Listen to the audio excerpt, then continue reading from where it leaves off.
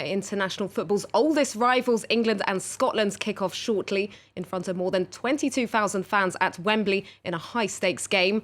The Three Lions will book their place in the last 16 with a win, while the Tartan Army need a result to keep their qualification hopes alive. The pair first faced each other in 1872. It's football's oldest and most played international fixture, though it's only the second time they're meeting at a major international tournament. The first was at Euro 96, in which England's manager Gareth Southgate featured.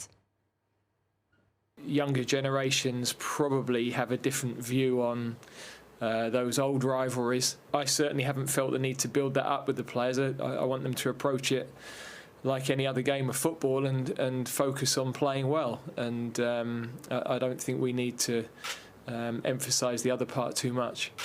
As we heard Southgate there, Joe-Emile, trying to play down that famous rivalry between the two teams. But obviously, regardless of that, there's so much riding on this game this evening. Yeah, I mean, it's the 115th meeting between the two teams. It's the oldest rivalry in football history. And the 33rd time that they're actually playing each other at Wembley, which means that Scotland is the team they've played by far the most. England will definitely want to put in a great performance. Scots, I mean, any game against England at Wembley, they'll be right up for it. And if we see the team lineup now, it's kind of different for the English. They've looked to put players in their preferred positions. Luke Shaw has come back into left back.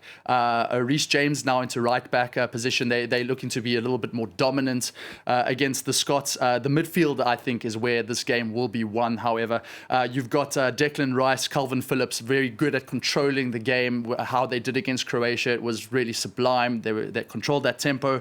And then Mason Mount, Phil Foden, and Raheem Sterling just behind Harry Kane.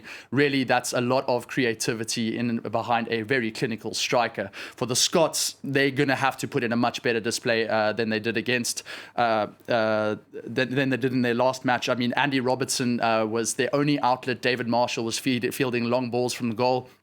And, well, with Shea Adams up at the striking force, potentially they could grab a goal. But I think it just might be a little bit too much for them today at Wembley.